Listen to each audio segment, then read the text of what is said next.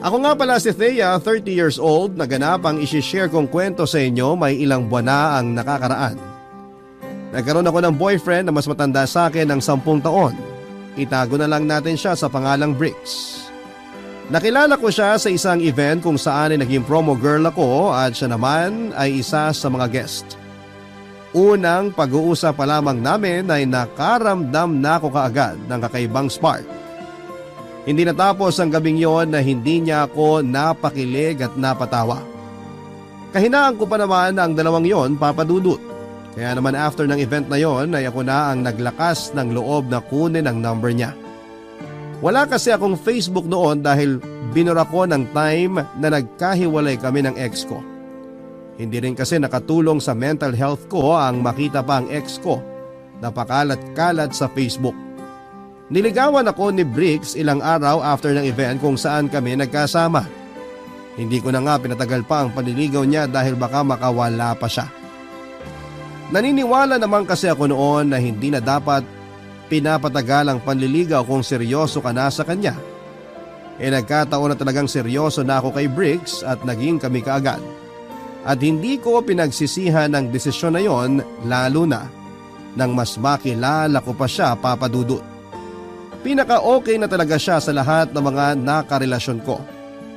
Unang beses yon na nakaramdam ako na itrato ng maayos. Nagbuhay reyna ako sa kanya dahil sobrang maalaga at lahat ng kailangan at gusto ko ay ibinibigay niya. Kabaliktaran talaga siya ng mga naging ex ko kasi ako ang madalas na nag-i-effort. Pero sa relasyon namin ni Bricks, siya lahat ng gumagawa noon para sa akin.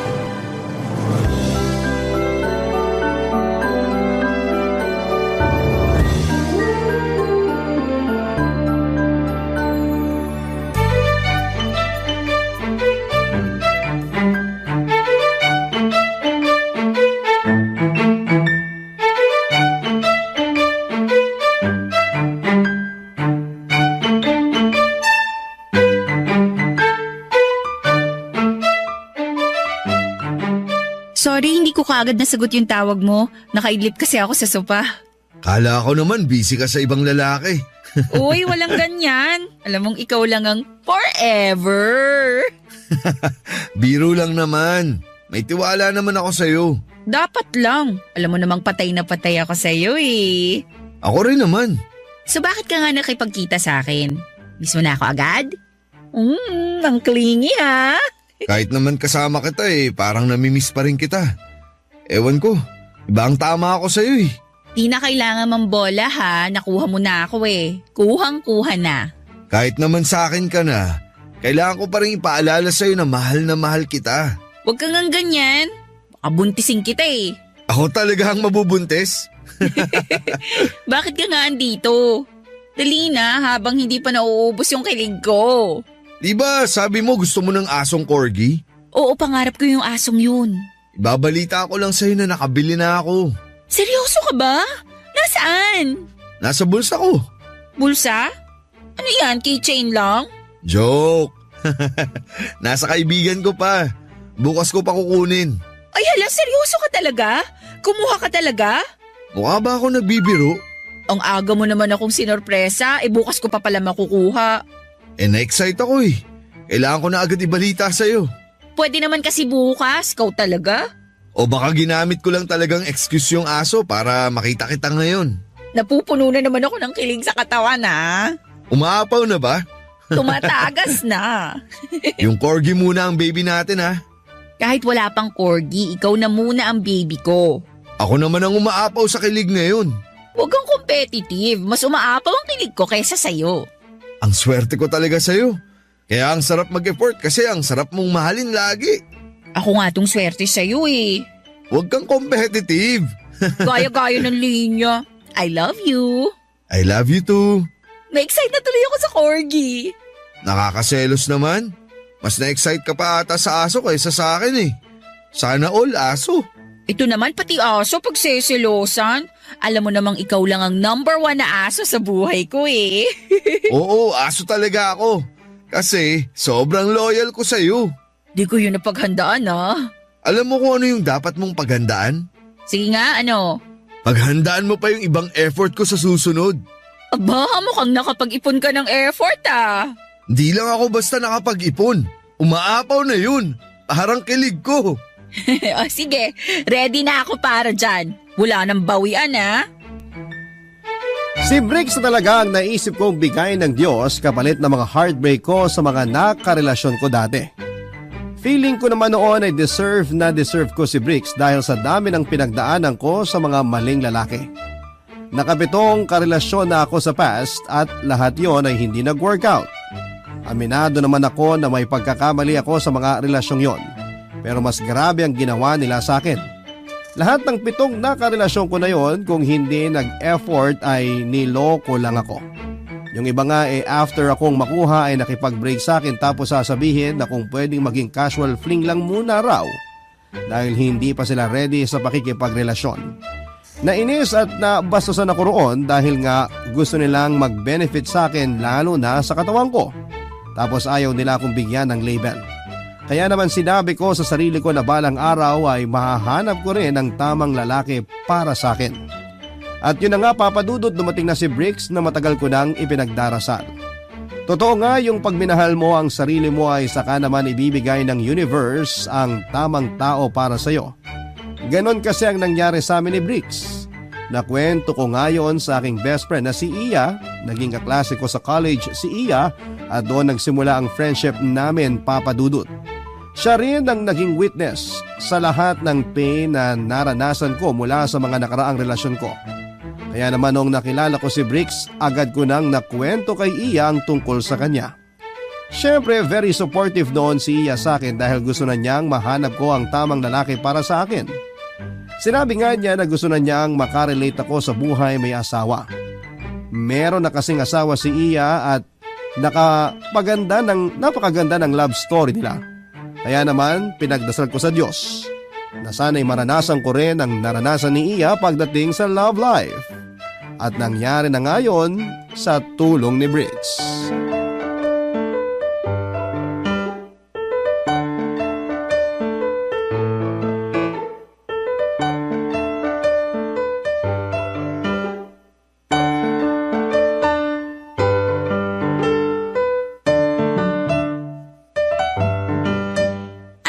Nasa labas ka pa lang ng bahay, ramdam ko na yung kilig mo ha?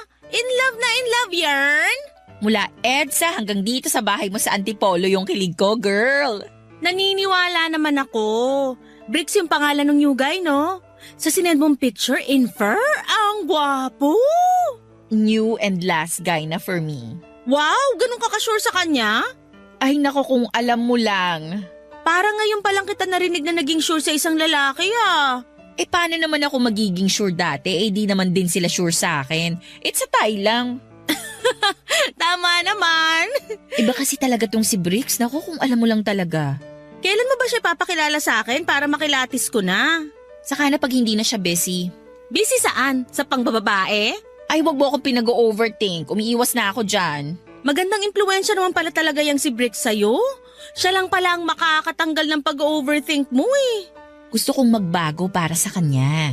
Ay, true love na yan, girl! Oo rin. Alam mo bang binilan niya ako ng corgi? Aso ba yun?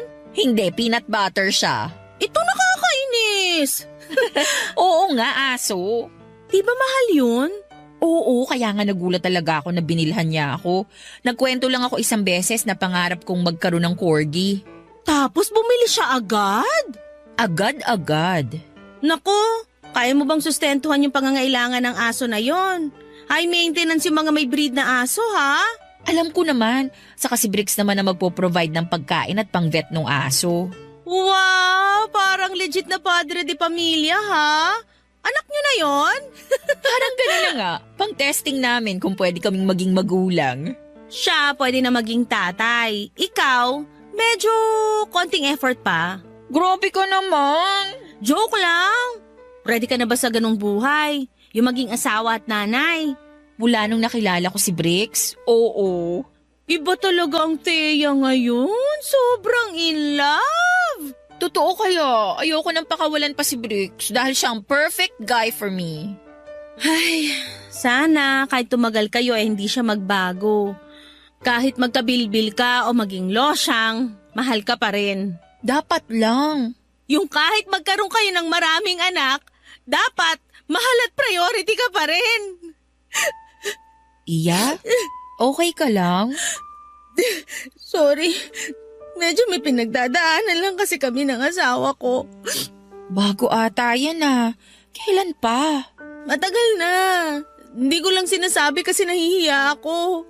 Paano puro ako post sa Facebook na masaya kami pero sa totoo lang, puro kami problema ngayon. Hindi ko na alam kung magtatagal pa kami ng 1 taon. Ano ba yan? Sana hindi muna ako nagkwento sa'yo tungkol sa relasyon ko. Napasama ko pa ata ang loob mo eh. Girl, sana maayos nyo pa yan. Sayang ang 10 years na relasyon ninyo. Ayos lang, ano ka ba? Masaya nga ako para sa'yo kasi finally nahanap mo na yung perfect guy for you. Sana lang talaga hindi siya magbago at maging consistent yung pagmamahal niya sa'yo kahit na marami nang nagbago sa'yo. I'm sorry, Thea. Nasira ako patuloy yung moment mo. Niyakap ko si Eya dahil sa nalaman ko, Papa Dudut. Naramdaman ko ang lungkot sa kanya habang magkayakap kami. Nakilala niya noong college kami ang napangasawa niya, sila pa nga ang inidolo ko pagdating sa relasyon dahil sobrang ma-effort yung guy para kay Eya. Minsan nga habang nasa trabaho kami ay nagpadala ng maraming rosas at chocolates yung asawa ni Eya sa kanya. Take note lang po, ordinary day lang po yun, pero akala mo ay may okasyon nang nagpasabog ng effort si Guy. Ayaw ko na lang i-mention ang pangalan ng asawa ni Eya dahil naiinis ako sa kanya, lalo na nung nalaman kong munti ka nang may mangyari sa Guy na yon at sa katrabaho niya noong minsang nagkainuman sa team building nila sa work. Marami pang nakwento si Eya sa akin tungkol sa pagkasira ng relasyon nila. Hindi naman niya magawang iwan si Guy dahil meron na silang 2 anak. Napaisip at natakot tuloy ako sa mga nangyari sa kanilang mag-asawa, Papa Dudut. Naisip ko na paano kaya kung tumagal kami ni Briggs at mangyari din yon. Ma-effort si Briggs tulad ng napangasawa ni Eya, pero anong nangyari? Ayaw ko na noon na mag-overthink pero hindi ko mapigilan ang sarili ko dahil nga masyado na akong nahulog kay Briggs. Nakaplano na ako ng future kasama siya at hindi ko mapigilang makaramdam ng takot kung sakali mang hindi matuloy ang plano na yon, Papa Dudut. Sinikap kong tanggalin sa isipan ko ang takot at nag-enjoy lang sa piling ni Briggs. Naisip ko rin kasi na hindi makakatulong ang pag-overthink dahil baka makasira pa yon sa magandang simula namin ni Briggs. Kaya naman nagtiwala na lamang ako sa kanya at sa plano ni Lord para sa amin. Sinurrender ko na noon sa kapalaran kung magiging kami forever o matutulad lamang kami sa mga nawasak na relasyon. Pero lihim sa puso ko ang panalangin noon na sana ay hindi na matapos ang magandang simula namin ni Briggs noon, Papa Dudut. Barangay Love Stories. Barangay Love Stories. Sa paglipas pa ng mga buwan ay nabawasan ang pangamba ko na baka mauwi lang kami sa wala ni Briggs. Nagpatuloy kasi siya sa pagiging consistent sa akin, kaya wala akong ibang oras para magduda pa, Papa Dudut. Nag-effort na rin ako magtiwala para hindi ko maisip na mauuwi lang muli sa walang relasyon na meron kami. Sunuklian ko lahat ng mga ginagawa niya para sa akin para hindi naman siya mag-isip na di worth ang mga effort na ibinibigay niya sa akin. Lahat ay ginawa ko para sa kanya na hindi ko inakalang magagawa ko. Lahat ng mga bagay na natakot akong gawin sa mga nakarelasyon ko dati ay hindi ginawa ay ginawa ko sa kanya. Ganun ko noon kakampante na kasama si Briggs, Papa Dudut, dahil alam kong kailangan kong isugal ang lahat pagdating sa kanya. Naramdaman ko kasi na sa pagsugal ko sa relasyon namin ay alam kong panalo ako. Papa Dudut, wala na akong masyadong in-expect pa kay Briggs para magpatuloy ang masayang relasyon namin. Yun kasi naging problema ko sa mga ex ko. Masyado kong tinaasan ang expectations ko sa kanila kaya siguro'y nalunod sila at natakot. Iniwasan nila ako hanggang isang araw ay nawala na yung gana nila sa akin. May nagsabi sa akin na kapag nalulunod daw ang isang lalaki sa expectations ng isang babae ay kusa silang tumitiklop at nawawala. Ayoko naman na gano'n ang mangyari sa amin ni Bricks. Kaya hindi ako naghangad ng kahit na ano na alam ko at ramdam kong mahihirapan siyang abutin. Natuto ako mag-adjust sa kung ano man ang kaya niya lamang ibigay sa akin. Kaya lang sa mga pinapakita at inaabot niya sa akin ay na-feel ko na kaya niyang gawin lahat kahit yung mga imposible. Perfect guy na talaga noon si Bricks. Para sa akin, Papa Dudut.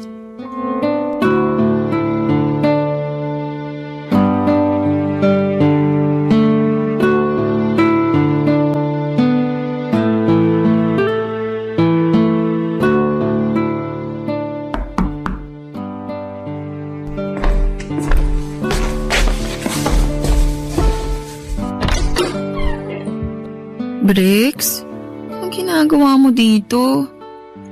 Alas 5 pa lang ng umaga. Nag-prepare ako ng breakfast natin. Hala, pati mo sinabi sa akin kagabi na pupunta ka. Eh di hindi na yung surprise para sa mansari natin. Happy mansari! Mansari? Mukhang nakalimutan mo ah. Okay lang, bawi ka na lang sa akin mamaya. Okay lang sa'yo na mag-celebrate ng mansari? Eh di ba dapat naman talagang i-celebrate yun? Hindi lang ako sanay. Kaya pala deadma ka lang sa mga nakaraang mansari natin. Uy, naalala ko naman lahat yon. Kaya lang ano? hindi nga ako sanay na may karelasyon akong gustong mag-celebrate ng maliliit na bagay tulad ng mansari. Hindi maliit na bagay ang mansari. Gustong gusto ko kayang nagsa-celebrate nun. Eh kasi nga yung mga ex ko sabi nila hindi naman importante yon. Saka na raw kapag umabot na ng 1 taon. Hindi ako ganon. Araw-araw kitang isa-celebrate. Bola! Hindi ah. Gusto ko lang makita mo na di pare-pareha sa mga lalaki. Nako, sana nga. Wag na lang nating ituloy tong ganitong usapan. Baka masisipa ako sa mga ginawa sa'yo ng mga ex mo. Kain na tayo? Ano ba yung dala mo? Tosino at itlog. Tapos may danggit. Gusto ko yan lahat. Hanggang prito lang ang alam ko eh. Sorry. Hala, ikaw nagluto? Akala ko in-order mo lang. Ipagyayabang ko tong niluto ko. Di man kasing sarap ng mga natikman mo. Pero sana ayos lang sa'yo. Kahit maglasang uling pa yan, kakainin ko yan. Mahal kita. Mas mahal kita. Mas mahal na mahal kita. Makikikumpit ka na naman ba sa pagmamahal? Huwag mo nang balakin. Mas nangingibabaw ang pagmamahal ko sa'yo. After kitang ipagluto ng tosino at danggit, mas grabe pa rin ang pagmamahal mo kaysa sa akin? O sige, sa ngayon ikaw ang panalo. Kung bakit naman kasi ang hilig mong makipagkompetensya pagdating sa pagmamahal eh. Di ba pwedeng mahal lang natin yung isa't isa? Di na importante kung sino yung mas? Oo na po, sorry na. Ang hirap lang kasing sukatin tong love ko sa'yo eh. Grabe ka. Para tayong mga teenager sa usapan natin. Kabog natin sila. Papasukin mo na kaya ako para makakain na tayo. Bricks? Ano yun? Nakalimutan kong sabihin. Ang alin? Happy Mansari! Mahal kita sa lahat ng buwan sa kalendaryo. Mas lalong tumamis tong tosinong niluto ko ah. Tara na, kain na. I love you so much! I love you too.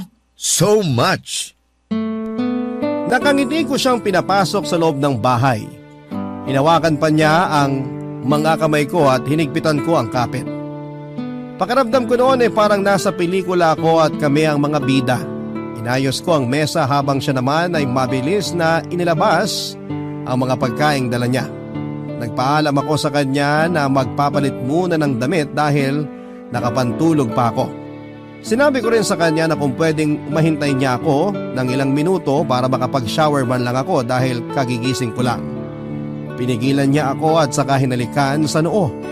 Sinabi niya kung ano man daw ang itsura ko ng mga oras na yon ay gusto niya. Namula ang mga pisngi ko sa papuri na yon at yun ang unang beses na may nagsabi sa akin ng ganon. Hindi ako nakaayos, may muta pa ako at magulo ang buhok ko pero nakita niyang maganda pa rin ako. Nawala tuloy ang kalahati ng insecurity ko sa sarili ko. Naupo na kaming pareho at saka sabay na kumain ng almusal na inihanda niya. Sa pagpapatuloy noon ng relasyon namin, Papa Dudut, ay marami pang ginawa si Bricks na hindi ko inakalang matatanggap ko. Lagi talaga siyang may bagong sorpresa noon At hindi ko alam kung paano niya i-maintain yon kapag umabot na kami ng ilang taon. May mga umagang bigla na lamang siyang kumakatok noon sa bahay para ayain ako mag-travel. Madalas ay nagpupunta kami noon sa beach para masilayan ang bagong gising na araw habang nagtsatsa. Payapa ang puso ko noon sa piling ni Briggs at yun naman ang pinangarap ko una pa lamang. Marami nang nangyaring hindi maganda sa akin sa nakaraan. Kaya kapayapaan na lamang ang hanap ko at nakuha ko yon sa piling niya. Pinagdasal ko sa Diyos na sana ay hayaan niyang manatili ang kapayapaan na yon sa puso ko, Papa Dudut.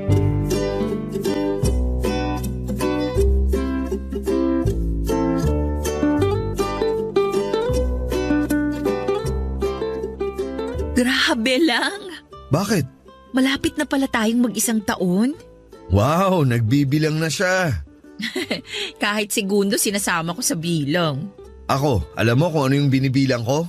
Ano? Yung bawat dasal na natupad sa akin mula nung nakilala kita. Wag kang ganyan, naiiyak ako. Totoo nga. Ako rin na.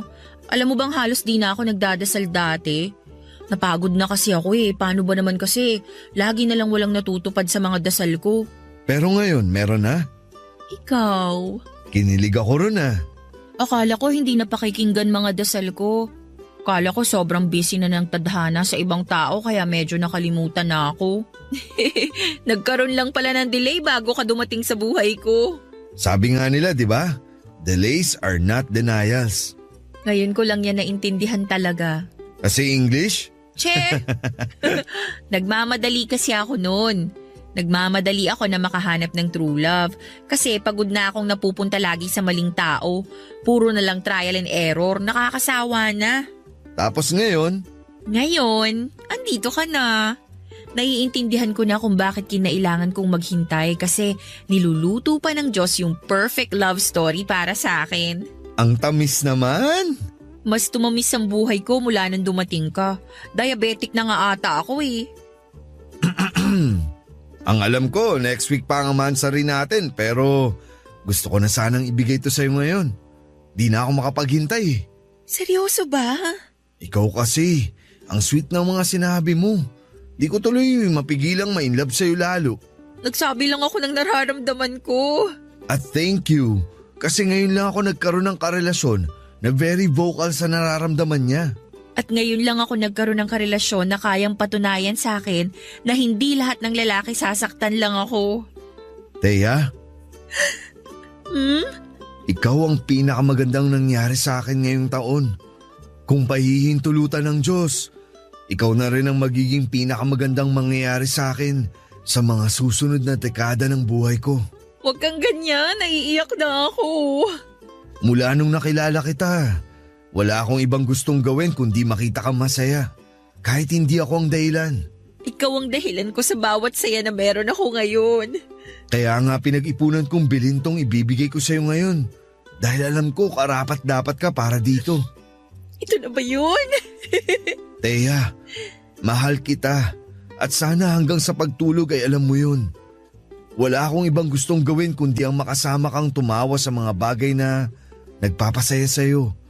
Nandito ako lagi. I love you. I love you too. Kaya inaabot ko sa itong pulang maliit na kahon. Buksan mo. Ikaw na para makita mo. Akin na nga. Ang tagal kong hinintay to. Buksan mo na. Ikaw? Mahal yan. Binili ko pa sa Singapore yan. O sige na, isukat mo na. Isang pares ng hikaw ang inabot ni Briggs sa akin na nakalagay sa maliit na pulang kahon. Inakala kong singsing yon at aayain na niya akong ikasal. Napansin niyang nakatitig lamang ako sa higaw kaya kinuha niya yon sa akin at saka nilagay sa mga tenga ko. Nabigla ako sa sarili ko dahil masyado ako nag-expect na singsing ang laman ng pulang kahon na yon. Kahit sino naman siguro papadudod, hindi ba? Noong nailagay na niya ang hikaw sa mga tenga ko ay pinagmasdan niya ako at natakot ako na baka makita niyang desmayado ako. Kaya abot hanggang tenga ang peking ngiti ko. Hindi naman niya napansin na nalungkot ako lalo na noong nagpasalamat ako sa kanya at sa kaniyakap. Pinagyabang niyang mahal ang mga hikaw na yon at talagang pinuntahan pa niya sa Singapore para lamang mabili yon. Hindi ko na nga pinakinggan ang iba pa niyang mga sinabi dahil masama ang loob ko.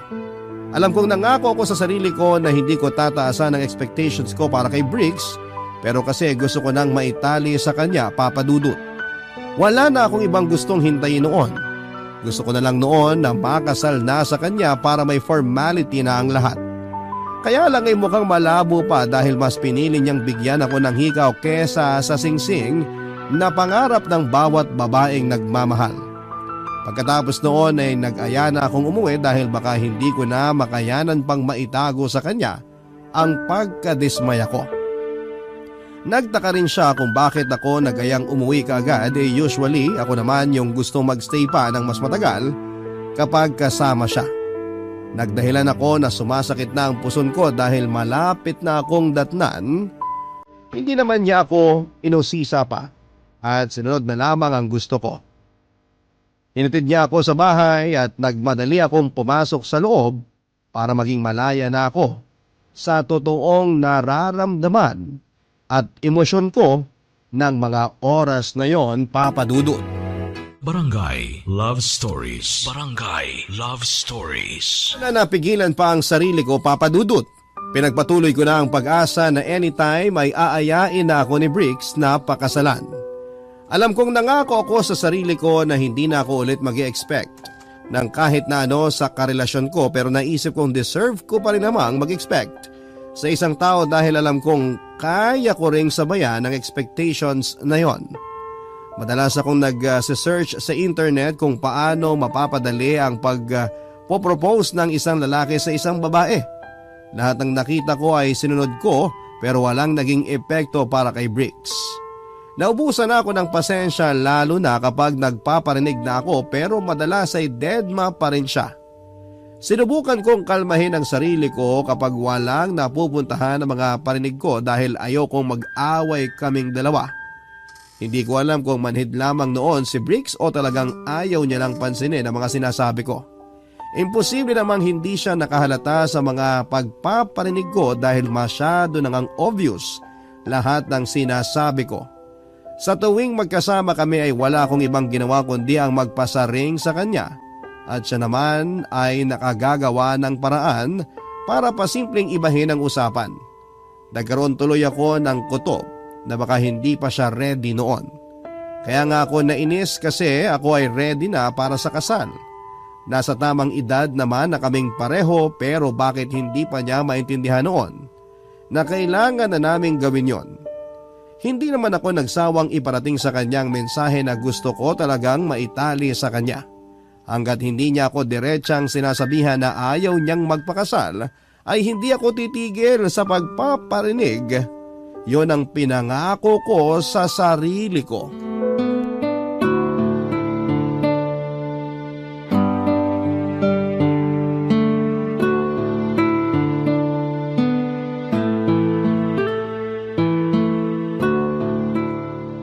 Nabusog ba kita sa spicy adobo ko?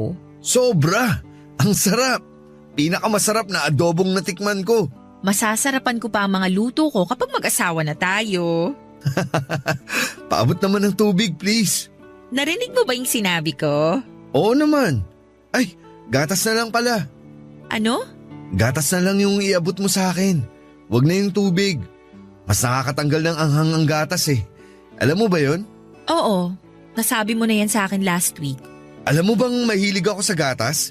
Kahit kailangan kong magising gatas ang iniinom ko kaysa kape. Hayaan mo kapag mag-asawa na tayo, lagi kitang aabutan ng gatas kahit ilang litro pa yan. Paabot na ng gatas, please. Maanghang na sa dila eh. Ay, sorry. Teka, salinan kita sa baso.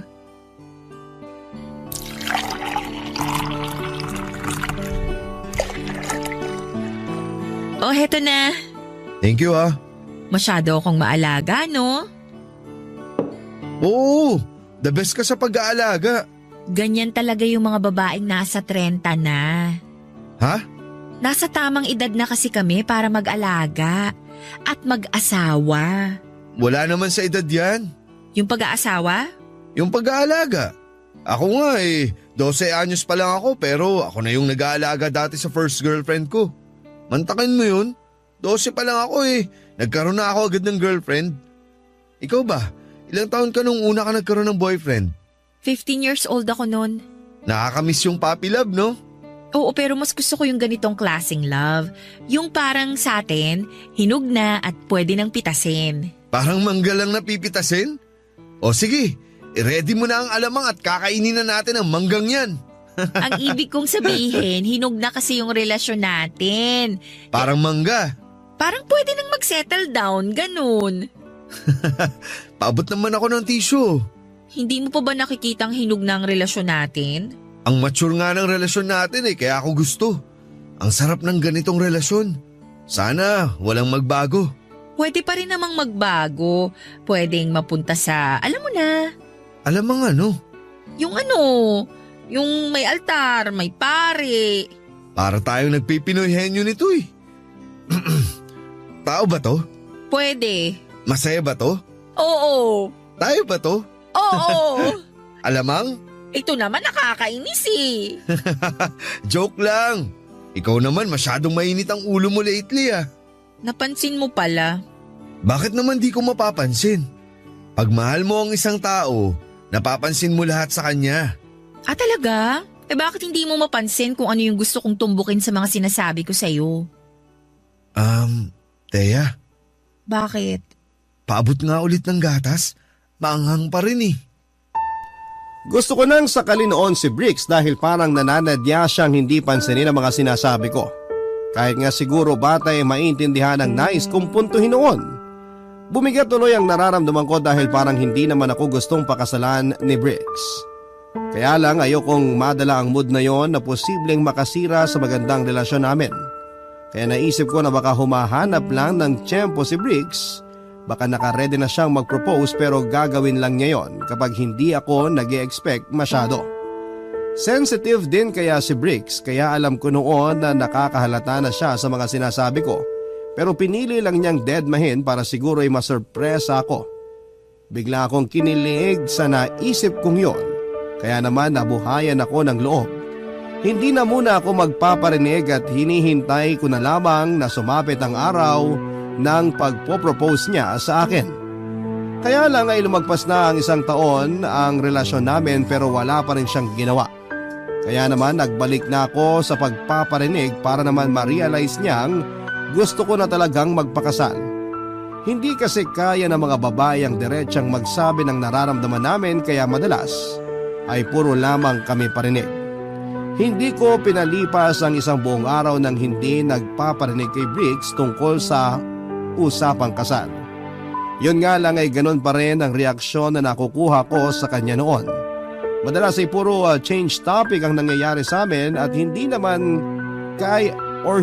kaya ay tatawa na lamang siya para matapos na noon ang usapan tungkol doon. Nahiya lang talaga akong diretsahin siya dahil gusto kong manggaling sa kanya mismo ang proposal, Papa Dudut. Yun nga lang ay talagang nainip na ako at kakambal ng pagkainip na yon ang inis. Nahalata sa akin yon ni Briggs, Papa Dudut.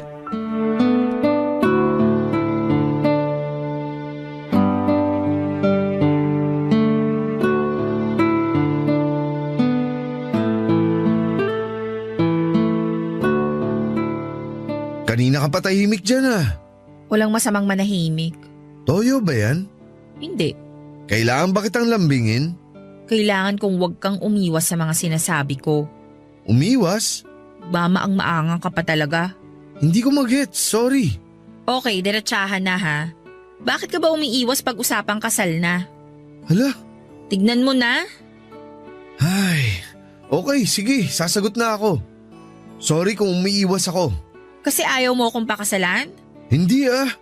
Hindi lang muna sana ngayon. Kung pwede, maghintay ka muna. 1 taon pa lang naman tayo. Di natin kailangang magmadali. Marami tayong oras para magpakasal. Enjoyin muna natin to. Kung pareho naman na tayong sure sa isa't isa, so bakit di na lang tayo magpakasal ngayon? Kasi gusto ko mapaghandaan yung proposal ko sa'yo. Yung magta-trending sa Facebook. Ayaw mo ba yun? Wala rin naman akong Facebook, hindi ko yun ma-appreciate. Kahit simpleng proposal at kasal lang naman, okay na ako eh. Gusto mo mag-ambag pa ako sa gagastusin mo sa proposal? Hindi naman pwede yun. Gastos naming mga lalaki yun. Pero gusto ko na kasi. Ay, teka, tumatawag si Iya. Sagutin ko lang to tapos balik tayo sa usapang kasal ha? Sure. Sakto, may tatawagan din ako.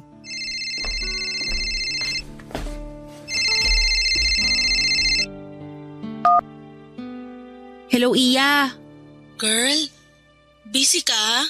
Kasama ko si Brix eh. May importante kaming pinag-uusapan. Okay lang ba tawagan kita mamaya? Pwede bang lumayo ka muna sa kanya bago ko sabihin tong babalita ko sa'yo? Kinakabahan ako ah. Ano ba yan?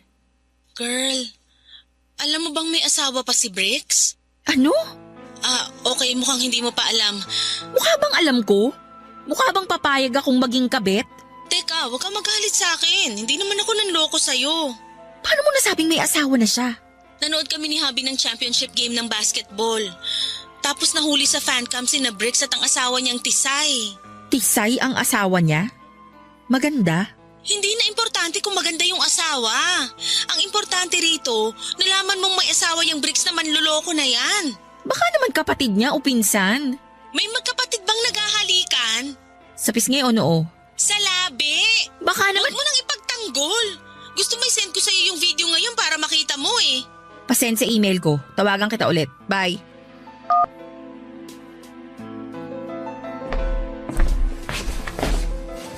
Thea, uwi na muna ako ha.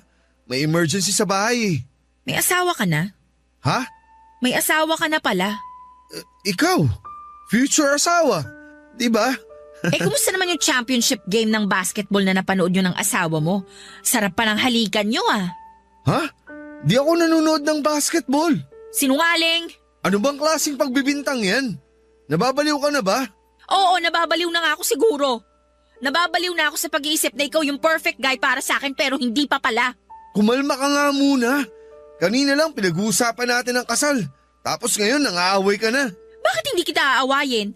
After mo kong gawing kabit nang hindi ko alam? Thea, ano bang mga pinagsasasabi mo? Akala ko na delay lang ang tadhana sa pagbibigay sa akin ng perfect guy. Pero nagpadala na naman pala siya ng panibagong lesson sa akin. Sana dininay na lang niya yung request ko. Pareho kayong mga lalaki. Mga manloloko! Perfect cheater si Brix, Papa Dudut. Yung inakala kong the one for me ay nakalaan na pala sa iba. Inamin niyang matagal na siyang kasal at nasa ibang bansa ang asawa niya. Nagbakasyon lang daw sa Pinas kaya nagkasama ulit sila. Sinabi niya na malabo na raw ang relasyon nila dahil pakiramdam niya may ibang lalaki na ang asawa niya. Hindi ako naniwala dahil alam ko na yung ganong klase ng rason ng mga lalaki. Ganon din ang nirason ng ex ko noong pinili niya akong lokohin. Kaya hindi ko pinaniwalaan si Brix, Papa Dudut. Agad akong nag-walk out. Sinubukan pa niya akong tawagan pero blinako na siya sa number niya sa cellphone ko. Naiyak ako habang nasa taxi at nahiya pa ako sa taxi driver na binilhan pa ako ng tissue sa isang convenience store dahil basang-basa na ang mukha ko ng mga luha ko. Nasaktan ako sa ginawa ni Brix, Papa Dudut. Minahal ko siya pero hindi ko kayang maging number 2. Ilang beses na humingi ng chance si Brix sa akin at sinabing pwede naman daw naming itago muna ang relasyon namin. Hahanap lang daw siya ng tiyempo para maiwan ang asawa niya dahil ako naman daw ang mas mahal niya. Nagalit ako lalo dahil mas mahal niya ako. Ibig sabihin lang noon ay mahal pa rin niya ang asawa niya. Noong tinanong ko kung meron pa siyang pagmamahal sa asawa niya ay sumagot siya ng oo. Dinepensahan niya ang sagot niya at sinabing kaya ko raw siyang tulungan para makalimutan ang asawa niya. Mas lalo akong nagalit dahil ginawa pa niya akong panakip-butas matapos ko siyang unahin sa lahat. Yun ang huling beses na nakapag-usap kami. Pagkatapos noon ay pinili kong lumipat na ng tirahan para hindi na niya ako mahanap pa. Naging broken akong muli at hindi ko alam kung paano pa ako makakabangon. Masyado kong umasa na si Brix na ang perfect guy para sa akin. Pero naging perfect example lang pala siya ng taong hindi ko dapat mahalin. Itago niyo na lamang po ako sa pangalang Julia, 35 years old at dati akong nagtatrabaho bilang recruitment specialist. sa Taguig. Sa Palawan talaga ako noon nakatira, doon ako nag-aral at nakapagtapos ng kolehiyo. Ilang taon din akong nagtrabaho doon at meron akong long-time boyfriend si Gerald. College pa lamang kami nang maging boyfriend ko siya at marami kaming mga naging plano. Hanggang sa mag-decide ako na magtrabaho sa Maynila at kaagad naman akong nakahanap ng trabaho dito.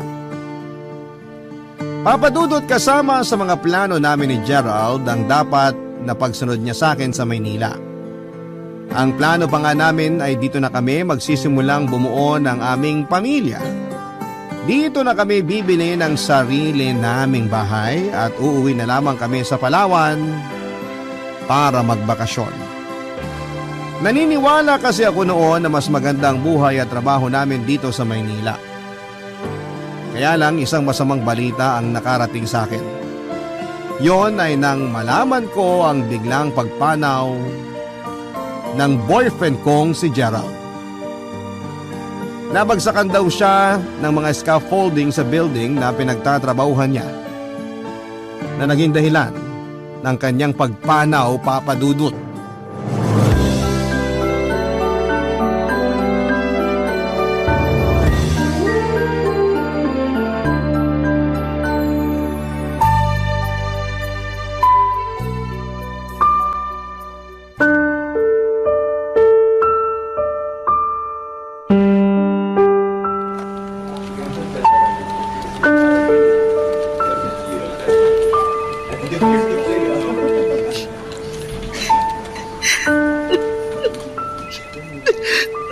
Julia, mabuti naabutan kita dito sa station mo ngayong lunch break. Ano ba naman kasi tong presentation na ginawa mo para sa meeting natin? Pinasa mo ba talaga to? Bakit ang daming typo? Tapos hindi malinaw ang nilagay mong explanation sa mga topic na i-discuss dito. Paano to maiintindihan ng client natin sa meeting? Pasensya na po, Ma'am Kat. Anong pasensya?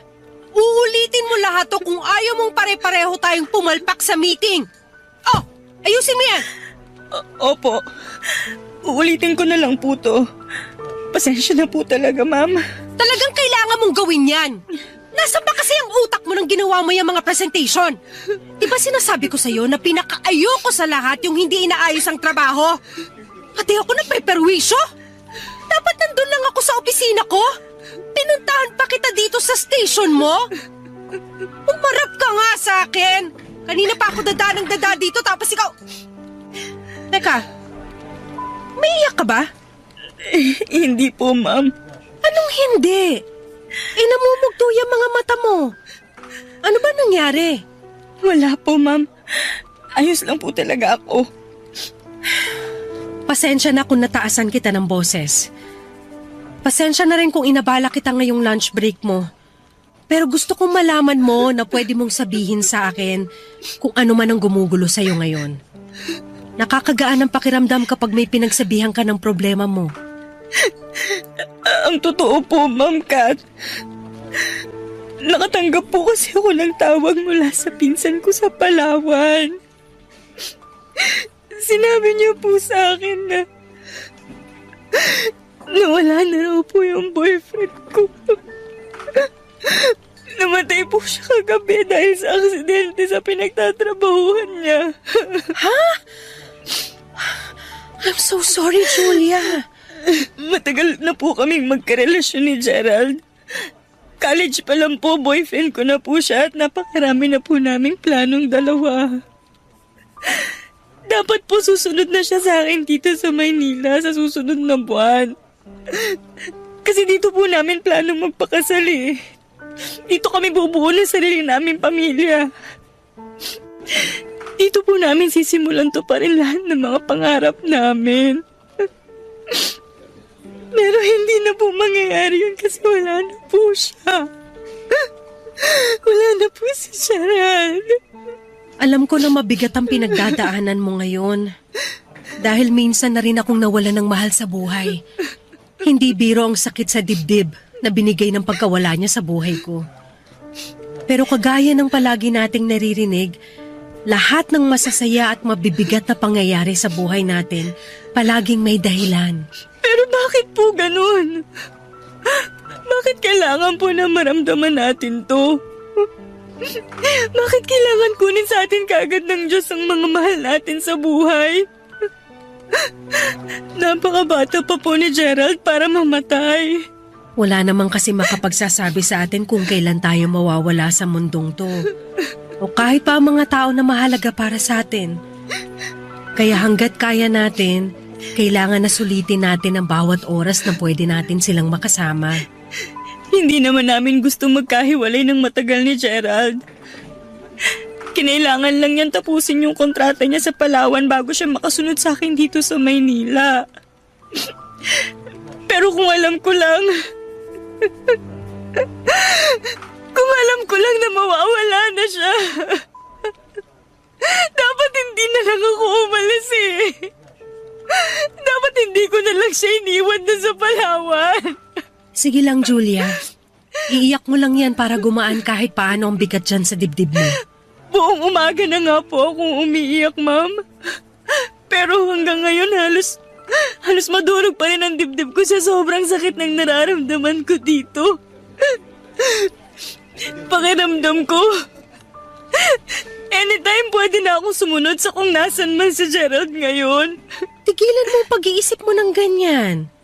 Kasi kung naririnig ka ngayon ni Gerald, sigurado ako na hindi siya matutuwa. Sige ganito. Gusto mo ba mag-request ng vacation leave para makauwi ng Palawan? Pero ma'am, kakaregular ko lang po dito sa kumpanya. Mag-iisang taon pa lang po ako dito. Baka po hindi ma-approve yun lalo na't hindi ko naman po kamag-anak o asawa si Gerald. Ako nang bahala doon. Mag-request ka ng vacation leave for 2 weeks, tapos email mo sa akin. Ako na maglalakad para ma-approve yun sa HR. Basta magpakatatag ka lang. Hindi to madali kasi walang madaling paraan para matanggap natin ang pagkawala ng mahal natin. Pero wala tayong ibang choice kung hindi ang maging matatag para sa kanila. Papadudot, masungit at istrikta talaga ang operation manager naming si Kat sa opisina. Galit siya sa mga empleyadong nagkakamali sa trabaho. Dahil para sa kanya siya at ang kumpanya namin ang napiperwisyo.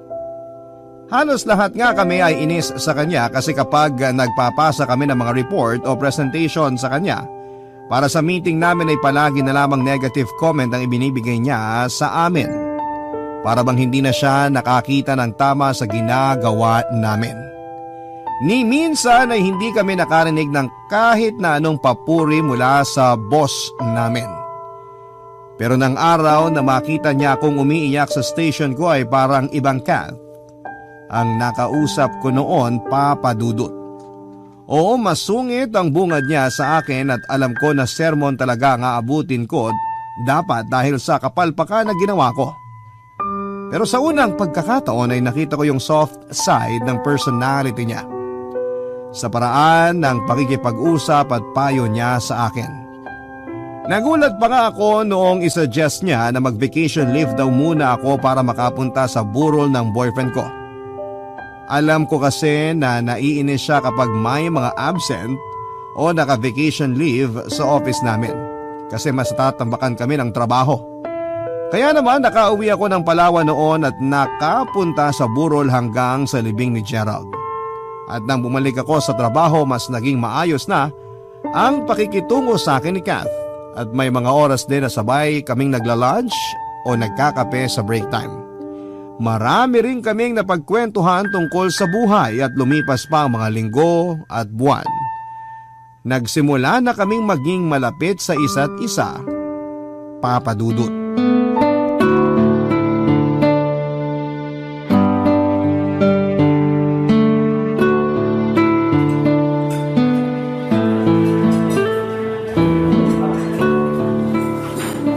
Ang dami namang tao dito sa restaurant.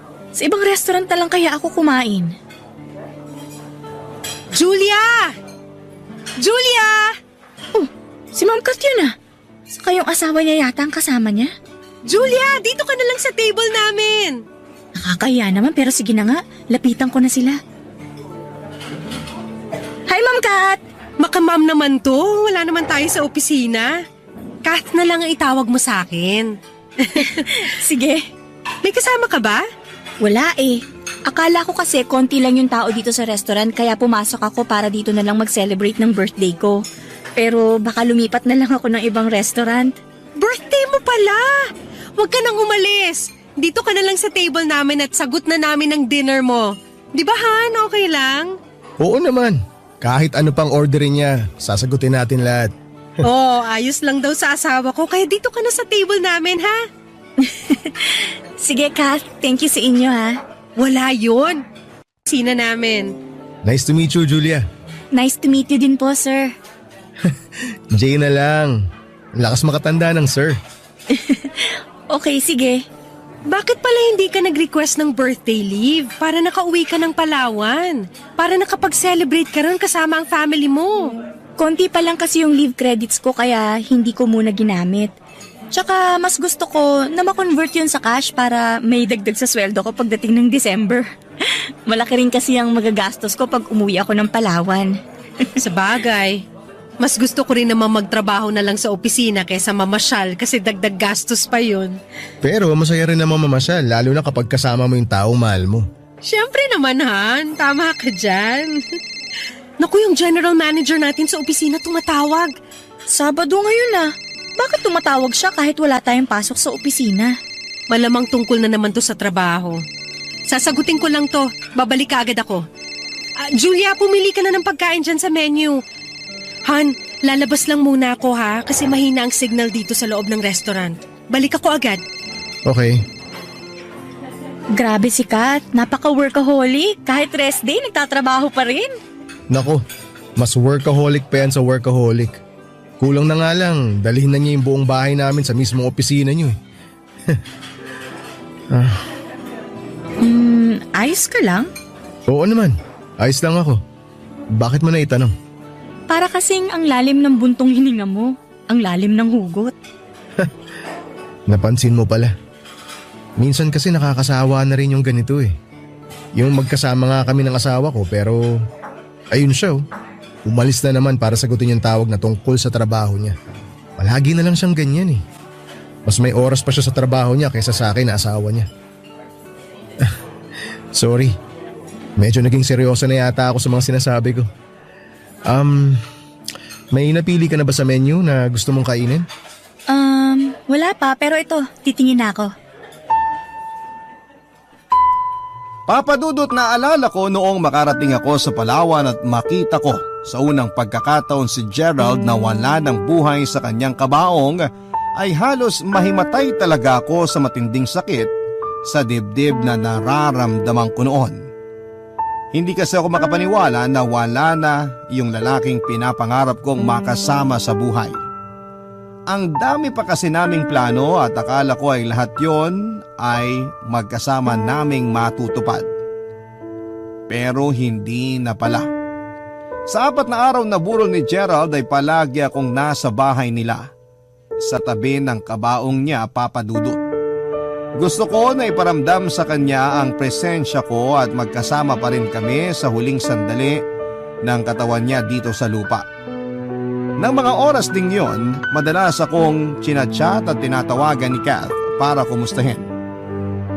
Nagwo-worry daw kasi siya sa akin at sinabi niya rin na kapag kailangan ko ng kausap, palagi raw bukas ang linya niya para matawagan ko siya. Papadudot. Barangay Love Stories. Barangay Love Stories. Papadudot, alam ko noon na may asawa na si Kath at yon ang unang pagkakataon na nakilala ko si Jay. Nahihiya rin talaga akong makijoin sa table nila kasi nga ay parang date nilang dalawa yon tapos ay sisingit pa ako. Mabuti na lang talaga at mabait din si Jay na kausap. Nilibre pa nga nila ako mag-asawa ng dinner para sa birthday celebration ko, Papadudot. At kahit na ilang beses na umalis si Kath sa table namin dahil sa mga kausap niya sa cellphone niya, ay nag-enjoy pa rin ako kasi maraming kwento noon si Jay. Papadudot, doon ko mas nakita kung gaano ka-workaholic na tao si Kath. Kasi kahit sa dinner date nilang mag-asawa ay dala niya pa rin ang trabaho niya. Napapailing na nga lang si Jay sa tuwing sasagutin ni Kath ang tawag o text sa kanya na may kinalaman sa opisina. Tapos nakwento rin ni Jay na ganoon daw talaga si Kaho mula sa opisina namin, Papa Dudut.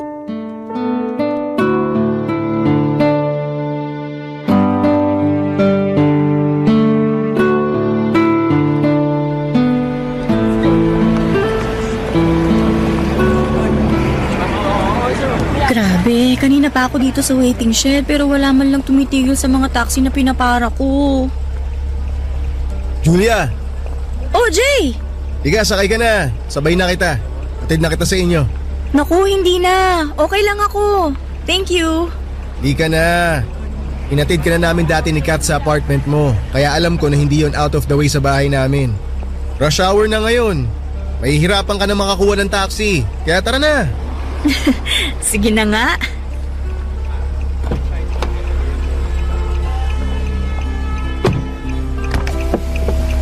May gusto ka bang music?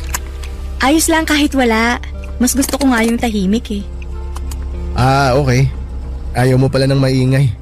Sige, hindi na lang ako magsasalita. Parang sirato. Siyempre, ayoko rin namang mapanisan ng laway kung pareho tayong tatahimik sa buong biyahe. Sa bagay, tama ka dyan. Baka pag uwi ni Kat galing Singapore, hindi na niya ako i-kiss kasi bad breath na ako. Ewan ko sa'yo. Pero ang galing talaga ni Kat, no? Matalino na, masipag pa sa trabaho. Kaya siya yung palaging pinapadala ng mga client namin sa ibang bansa para mag-train ng supervisor sa bagong account namin doon. Kasi malaki ang tiwala sa kanya ng mga boss namin. At sa sobrang galing nga niya sa trabaho niyo, nakakalimutan niya na may asawa pa siya na nag-i-exist sa buhay niya. Hindi naman ganun yun, Jay. Ginagawa lang naman niya yun para sa future niyong dalawa. Hindi yan ang dahilan niya, Julia, kung bakit siya nagpapakasubsob sa trabaho. Kasi alam ko na ginagawa yun ni Kath para hindi niya maalala yung tungkol sa anak namin. Anak? Oo. Hindi ba naikwento ni Kath na nagkaroon kami ng anak?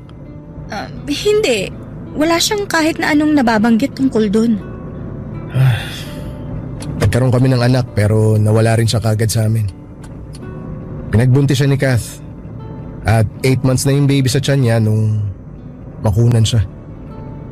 Na-imagine mo yun? 1 buwan na lang. Maririnig na namin yung iyak ng baby namin pero hindi nangyari. Kasi kinuha agad siya sa amin ng langit. Sobrang na-depress yung asawa ko noon nung malibing yung anak namin. Muntik na nga rin siyang ma-ospital eh. Pero pagkalipas ng ilang buwan, nakita ko na lang na unti-unting bumabalik sa dati si Kath. Bumalik siya sa trabaho, nagtrabaho, hanggang sa ayun. Ginawa niya ng mundo ang pagtatrabaho. At ginawa niya yun para makamove on sa pagkawala ng anak niyo? Oo, ganun na nga. Nakakalungkot lang kasi dapat dalawa kaming sabay na nagmo-move on eh. Dapat nagtutulungan kami na makausad. Kaya lang, nagkaroon siya ng sarili niyang paraan para makapag-move on siya. Hindi niya napansin na naiwan na ako mag-isa na pilit kinakaya na tanggapin na wala na yung baby namin. Pero ayos na rin yun. Kesa nakikita ko siya na kagaya ng dati na sobrang nahihirapan. Sorry, napakwento ka patuloy ng tungkol sa anak niyo. Okay lang. Kasi alam ko naman na kailangan kong gawin to eh. Gusto ko nga mag-thank you sa'yo eh. Mag-thank you sa akin? Para saan? Sa pakikinig mo sa akin. Ang tagal ko na rin kasing gustong pag-usapan ng tungkol sa bagay na to pero syempre, hindi pwedeng sikat ang kausapin ko. Kasi nga, ayokong bumalik siya sa dating siya na hindi makabangon mula sa pagkakalubog niya sa matinding kalungkutan. Ang tagal kong sinulo tong kirot na to sa dibdib ko. Pero ngayon na nakausap na kita, kahit paano, gumaan ang lahat. Kaya, salamat talaga. Salamat sa pakikinig mo sa akin, Julia. Papadudot ramdam ko ang lungkot sa tono ng boses ni Jay habang nagkukwento siya ng tungkol sa relasyon nilang mag-asawa. Naramdaman ko na naging kampante na rin siya noon sa akin kaya naman nakwento niya na matagal na rin siyang may tampo kay Kath. Hindi niya raw maramdaman ang presensya nito bilang asawa. Yun pala yung binanggit ni Kath noon na nawala na mahal niya sa buhay. Akala ko'y kamag-anak niya lamang pero anak pala niya mismo, anak nila ng asawa niya. Papadudod sinabi ni Jane na naiintindihan niya naman na nasaktan si Kath ng sobra sa pagkawala ng baby nila. At pakiramdam niya sa trabaho binuhos ni Kath ang oras para hindi maalala ang masakit na pangyayaring yon.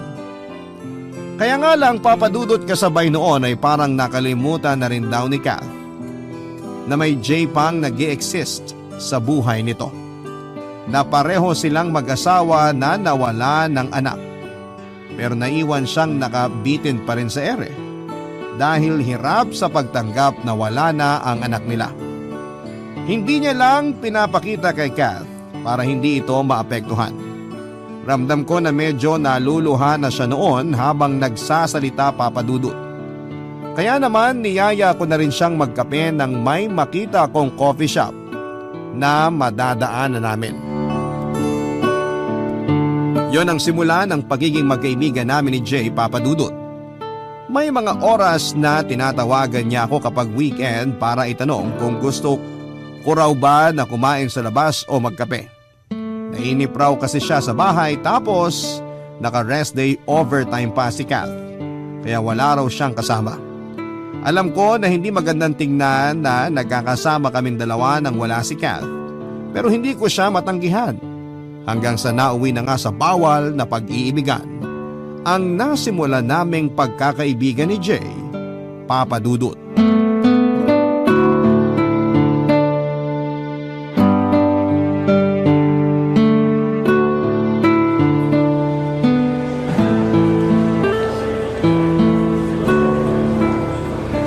Sorry, ngayon lang ako nakatawag sa'yo. Ang dami kasi namin ginagawa dito sa opisina eh. Ayos lang. Naiintindihan ko kasi kapag ganitong oras alam ko na busy kayo sa trabaho. Kumain ka na ba? Eto, kaka-lunch break ko lang. Nang makabili ako ng pagkain ko, tinawagan agad kita kasi gusto kong marinig boses mo eh. Bakit naman? Siyempre, para ganahan akong kumain. Kailan pa naging panghimagas ang boses ko? Alam mo naman kasi na marinig ko lang ang boses mo, pwede na akong hindi kumain ng isang buong araw eh. Parang ewan to. Nagsasabi lang ako ng totoo. Ay, teka, tapos ka na bang kumain? Baka mamaya na, abala ko lunch break mo ha. Tapos na akong kumain, be. Ako nga to nakakastorbo kasi kaka-lunch break mo lang. Kahit kailan, hindi ka naging abala sa akin. Kung pwede nga lang, ikaw na maging pagkain ko. Sira. Kumain ka na nga dyan kasi pabalik na rin ako mamaya sa office namin. Inuubos ko lang tong juice ko. O sige, tawagan na lang kita ulit mamaya. I love you, be. I love you too. Bye. Ay, ito talagang beko. Napaka-sweet. Julia, pwede ba tayo mag-usap? Ay, sorry kung nagulat kita. Gusto lang kasi kita makausap. Okay lang ba? Ha? Okay lang, Kat. Hindi pa naman tapos ang lunch break ko. Upo ka. Salamat. Tungkol saan ba yung gusto mong pag-usapan natin? Tungkol sa asawa ko. Oh, ayos ka lang? Oo. Ano kasi, matamis pala masyado tong juice kaya bigla na lang akong nasamid. Ano ba yung gusto mong pag-usapan natin tungkol kay Jay? Ano kasi, pakiramdam ko, may ibang babae na yung asawa ko. Baka ano lang, baka pakiramdam mo lang yun, pero baka hindi naman talaga. Iba na kasi siya eh. Paanong iba?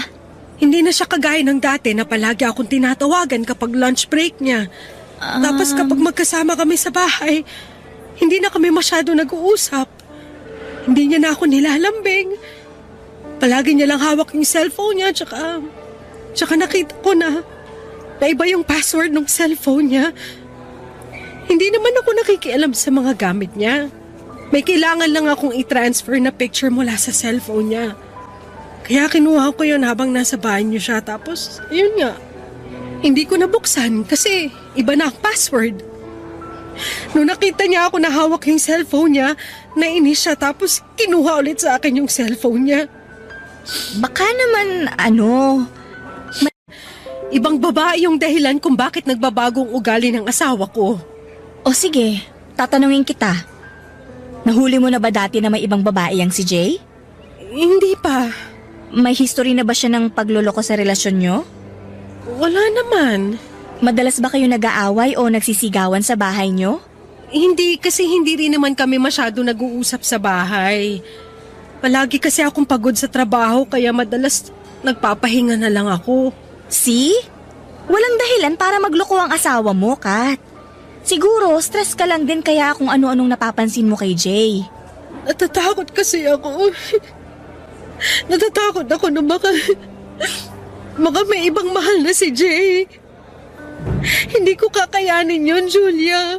Ayoko mawala sa akin ang asawa ko. Hindi mawawala sa'yo si Jay kasi mahal ka niya. At sigurado ako na hindi niya magagawang lokohin ka. Kaya relax ka lang. Magtiwala ka sa asawa mo. Magtiwala ka sa pagmamahal niya sa'yo. Papa Dudut, hindi ko kailanman naisip na pwede kong maging boyfriend si Jay at aaminin ko na attracted ako sa kanya noong unang beses pa lamang na nakilala ko siya.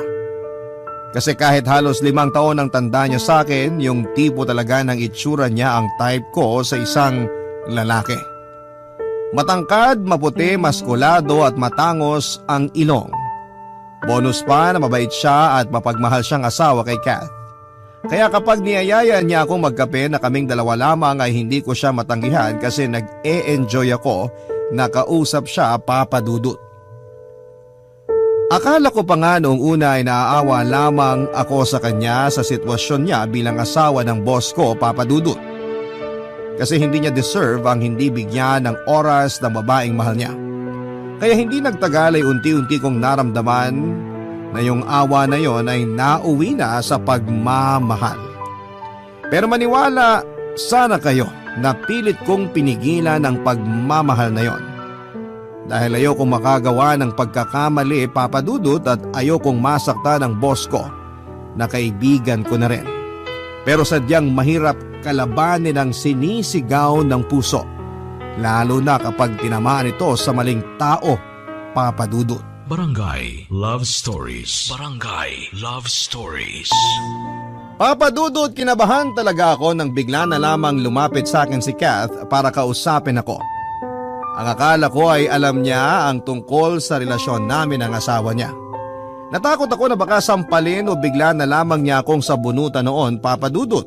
Baka bigla na lamang niyang gawin ang mga bagay na nakakahiya tulad ng pag-iiskandalo sa pinagtatrabahuhan namin. Pero hindi pala dahil iba ang pakay niya. Gusto niya lamang pala akong makausap tungkol sa mga kakaibang napapansin niya sa asawa niyang si Jay. Hindi rin talaga ako makatingin ng diretsyo noon sa mga mata ni Kath, Papa Dudut. Natatakot ako na baka mabasa niya sa mga mata ko na nagsisinungaling lamang ako. Ilang beses din akong nagkunwaring nauubo para lamang mabuo ulit ang boses ko. Medyo nababasag na kasi yon at nauutal pa ako.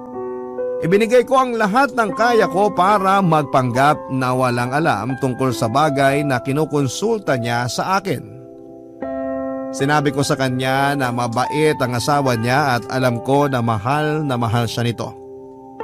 Kahit ang totoo, ako na ang bagong mahal ng asawa niya, Papa Dudut.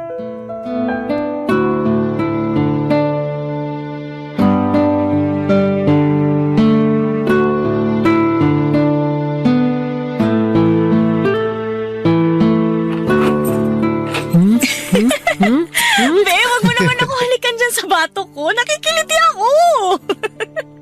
Hindi ko tuloy mapasok tong susi dito sa doorknob. Ano ba? Nanggigigil na kasi ako sa'yo eh. Sandali lang. Mas lalo tayong hindi makakapasok ng kwarto kapag hindi ko nabuksan tong pinto. Ayan, bukas na.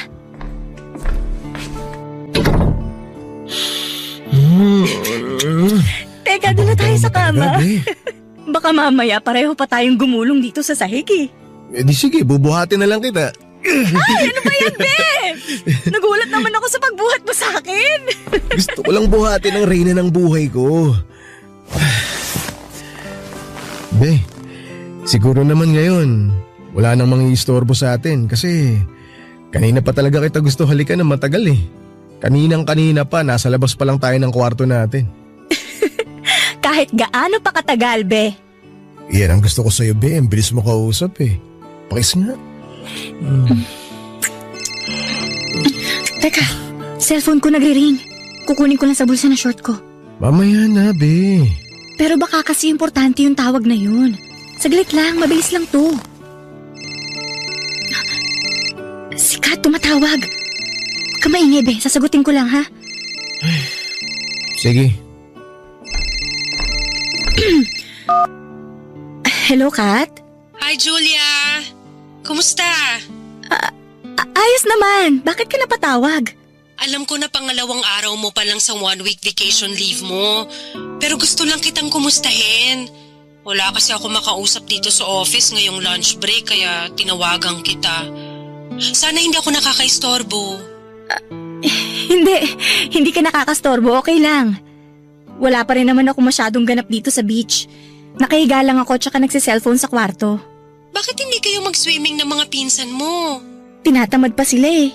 Mga tulog nga eh. Mamaya na lang daw ulit kapag palubog na yung araw. Sa bagay, mas masarap mag-swimming kapag hindi mataas ang sikat ng araw. Nag-lunch ka na ba?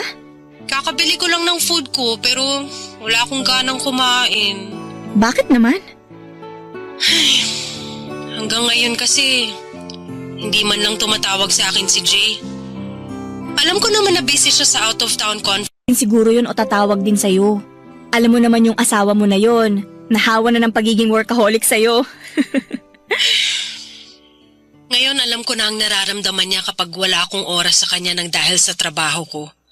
Kapag nakauwi na talaga siya, babawi ako sa kanya.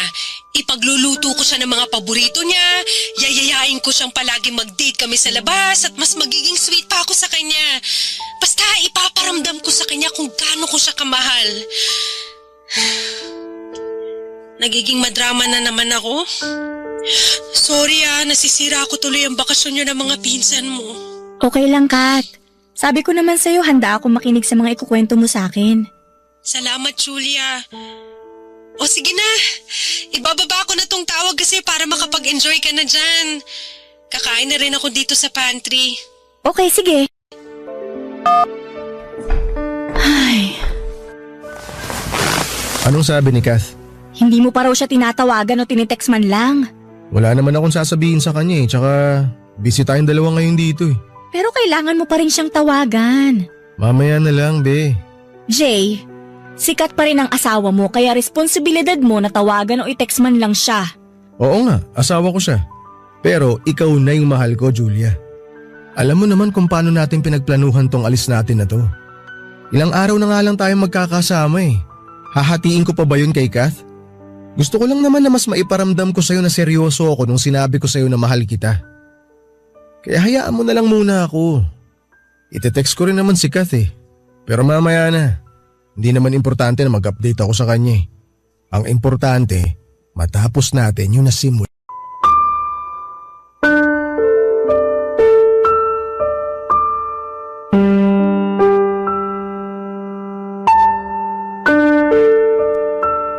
Papadudot umabot na noon ng halos ilang buwan ang relasyon namin ni Jay. At mas lalo naman kaming naging malapit ni Kath sa isa't isa.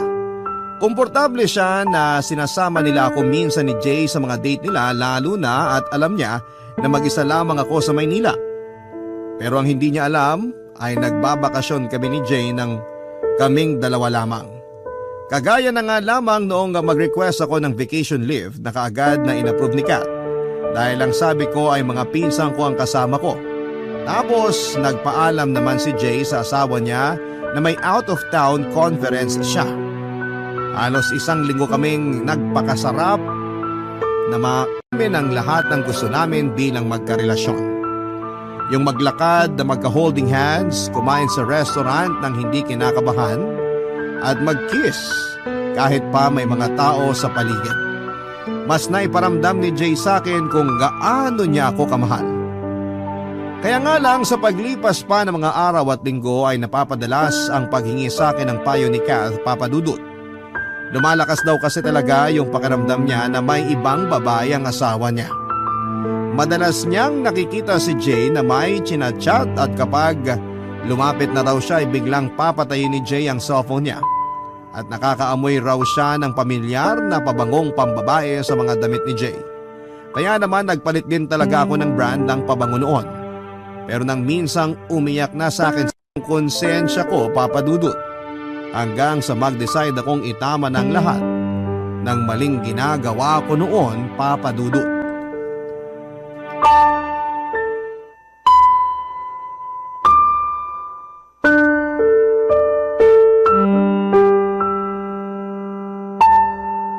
Jay, Anong wala, Julia? Hindi ko maintindihan. Ano bang nangyayari sa'yo? hindi pa ba malinaw ang lahat? Anong ibig mo sabihin? Yung sinabi mo na gusto mo nang tapusin ang lahat sa ating dalawa? Oo! Pero bakit? Anong bakit? Kailangan ko ba talagang i-explain kung bakit? Siyempre, kailangan mo i-explain sa akin. Hindi naman kasi pwedeng sabihin mo na lang na break na tayo sa text lang eh. Na walang kahit na anong dahilan. Okay, fine. Gusto mo ng dahilan? Sige. May asawa ka, kasal ka, at boss ko lang naman ang asawa mo. O ngayon, sapat na bang dahilan yon o kulang pa? Mahal kita, Julia. Umalis ka na. Hindi ako aalis. Di mo ba ako narinig? Mahal kita. Hindi pa ba sapat na dahilan yon para ipagpatuloy natin yung relasyon nating dalawa? Jay, hindi mo ba talaga naiintindihan? Hindi na nga natin pwedeng ituloy to kasi may asawa ka na. Kahit mahal natin ang isa't isa? Oo!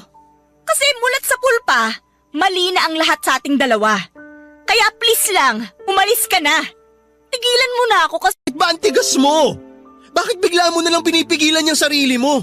Ba't pinipigilan mo yung nararamdaman mo para sa akin? dahil naaawa na ako kay Kat. Asawa mo siya at kaibigan ko siya. Hindi niya deserve ang masaktan. Jay, please. Nakikiusap na ako. Umalis ka na. Huwag mo na akong guluhin. Magre-resign na rin ako para hindi na malaman ni Kat ang tungkol sa atin. Alam ko na! Hindi mo na kailangan mag-resign dahil alam ko na lahat! Kat? Anong ginagawa mo dito? Ako pa talagang tinanong mo, Jay? Seryoso ka dyan? Pero sige, sasagutin ko ang tanong mo. May GPS lang naman ang kotse mo kaya na-locate ko kung nasan ka. Ako naman na magtatanong, anong ginagawa mo rito sa bahay ng recruitment specialist ko, Jay? Kat, sandali. Hayaan mo muna ako magpaliwanag. Huwag napakasama ng ugali mo! Pinagkatiwalaan kita! Sa'yo ko lang sinabi ang lahat ng tungkol sa nararamdaman ko sa pagluloko ng asawa ko tapos ikaw lang pala ang kabit niya? Kaya pala pamilyar ang amoy ng pabango sa damit niya? Dahil pabango mo pala yung amoy na kumakapit sa damit niya? Tinuring kitang kaibigan at parang kapatid ko tapos ano? Tatraidorin mo lang pala ako? Ang kapal talaga ng mukha mo! Huwag mong sisihin si Julia. Wala siyang kasalanan dito. At sinong dapat sisihin ko sa panloloko niyo sa akin? Sino may kasalanan? Ako? Oo! Ikaw talaga ang may kasalanan. Kasi kung hindi mo nilunod yung sarili mo sa lungkot at sa trabaho mo dahil sa pagkawala ng anak natin, sa tingin mo magloloko ako? Ha? Maghahanap ako ng pagmamahal sa ibang babae? Hindi, Kath. Hindi mangyayari to kung hindi dahil sa'yo. Wow! Grabe ka, Jay! Isa ka rin na sobrang kapal ng muka! Kung may problema ka na pala sa akin, bakit hindi mo man lang ako kinausap? Bakit hindi mo sinabi ang mga issue mo sa akin at sa relasyon nating dalawa? Ibigan pa na tinuring ko ng kapatid ko! Kat, I'm sorry. Sorry? Sorry lang? Ha? Sa tingin mo ba maayos pa ng sorry na yan ang perwisyon binigay mo sa buhay ko? O ano? Ha? Masaya ka na ngayon? Masaya ka na nakasira ka ng relasyon? Na naagaw mo na sa akin ang asawa ko? Julia! Ano ba naging kasalanan ko sa'yo? Naging mabuti naman akong kaibigan. Bakit kailangan mo ako suklian ng ganito? Bakit yung asawa ko pa? Bakit si Jay pa? Maniwala ka sa akin. Hindi ko naman sinasadya lahat ng to. Hindi ko lang talaga... Hindi sinasadya, pero may ilang buwan ka para sabihin sa akin ang tungkol sa relasyon niyong dalawa. Pero hindi mo ginawa! Hindi mo ginawa kasi masama ka! Plastic ka at wala kang kwentang kaibigan! Kaya magsama kayo na manloloko ka sa... Papa Dudut, hindi talaga madali para sa akin ang ginawa kong pakikipaghiwalay kay Jay pero naawa na talaga ako noon kay Kath. Lalo na at ako ang sinasabihan niya ng mga problema niya tungkol sa asawa niya. Umiiyak siya nang sabihin niyang nagsisisi na siyang pinabayaan niya ang relasyon nilang dalawa. Nasaktan lamang daw siya sa pagkawala ng anak nila kaya naman sinubsob niya ang sarili niya sa pagtatrabaho. Pero hindi niya raw gusto na mawala ng oras sa asawa niya at hindi niya gustong mawala ang asawa niya sa kanya. Papa Dudut, tinanong din ako ni Kath noon kung may nakagkwento raw ba si Jay sa akin na tungkol sa ibang babae. Alam niya raw kasi na close na rin kaming dalawa at syempre wala akong kahit na anong sinabi sa kanya. Nagpayo lang ako na baka mali lang ang hinala na ibinibigay niya kay Jay at sinabi ko na naniniwala akong maaayos pa nila ang relasyon nilang dalawa. Sinabi ni Kath na sana ng araw ay maayos pa talaga nila dahil hindi niya raw kakayanin na mawala si Jay sa kanya. Nawala na raw siya ng anak kaya baka mamatay na raw siya kapag pati si Jay ay mawala sa kanya. Labis pa siyang nagpasalamat sa akin kasi palagi raw akong nakikinig sa mga problema niyang paulit-ulit lang naman daw. Sinabi niya rin na napakaswerte niya na nakilala niya ako dahil tinuring niya raw ako na parang tunay niyang kapatid. Doon ako tuluyang nilamon ang konsensya ko, Papa Dudut, kasi trinaydor ko hindi lamang ang boss ko, kung hindi ang tao na tinuturing ko na parang parte na ng buhay niya. Kaya naman kahit mahirap ay sinimulan ko nang iwasan si Jay, Papa Dudut.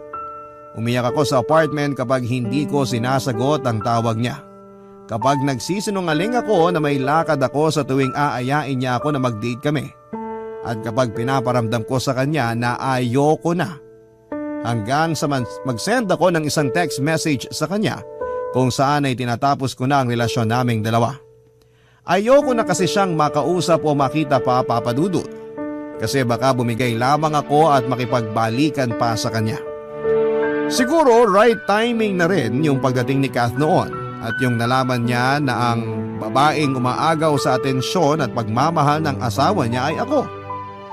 Oo, nasaktan ako ni Kath emotionally and physically. Pero alam ko na deserve ko yon at kulang pa nga para sa mga nagawa kong kasalanan sa kanya. Kaya naman kinabukasan din ay kagad na ako nag-file ng immediate resignation. Hindi na ako naglakas pa ng loob na kausapin si Kath at tuluyan ko na ring pinutol ang anumang komunikasyon namin ni Jay. Tama na yung minsang nagkamali ako at sapat na yung mga oras na pinagsaluhan namin para sa kasalanang nagawa namin. Papadudot na lamang ko mula sa dati kong kaopisina na muling nagkaayos sina Jay at si Kath. Ngayon na halos 4 na taon na ang nakakaraan mula nang mangyari ang lahat ng ito ay nakita ko sa Facebook nila na may 2 na silang anak. Nakakatuwa lang na naging maayos pa rin ang relasyon nila sa bandang huli. Naka-move on na rin ako at totoong masaya ako para sa kanila. Minsan kasi ang paraan para mas mabilis kang makapag-move on ay yung tanggapin ang lahat ng pagkakamali mo. Pati na yung katotohanan na kailanman ay hindi ka magiging masaya sa piling ng tao na alam mong hindi naman para sa'yo.